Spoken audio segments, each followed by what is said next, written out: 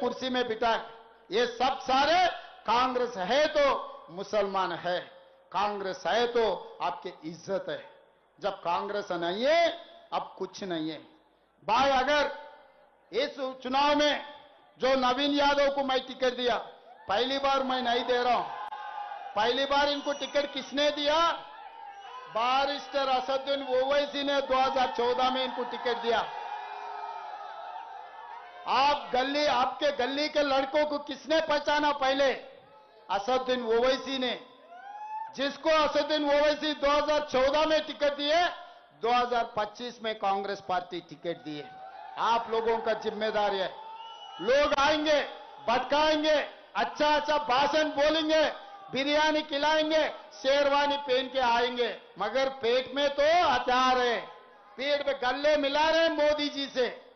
धोखा देने के लिए नया नया रूप से लोग आएंगे, देखकर बचकर रहना उन लोगों से। हाँ, कांग्रेस नहीं तो मुसलमान नहीं. నిన్న విన్నాను నేను. ఈ భ్రమలకెళ్ళి ముఖ్యమంత్రి గారు ఎంత తొందరగా బయటకు వస్తే ఆయన అజ్ఞానాన్ని ఎంత తొందరగా వదిలించుకుంటే అంత మంచిది. డాక్టర్ బాబాసాహెబ్ అంబేద్కర్ రాసిన రాజ్యాంగంలో ఆర్టికల్ 25 నుంచి 28 దాకా స్పష్టంగా అందులో రాసినది. ఎవరు ఏ ధర్మాన్ని ఆచరించాలనుకుంటే ఆ ధర్మాన్ని ఆచరించవచ్చు. ఎవరు ఏ మతాన్ని, ఎందుకంటే we are secular country, as per constitution we are secular country. Any secular leader, any secular party first of all should come out of this illusion that because of their party a certain religion exists.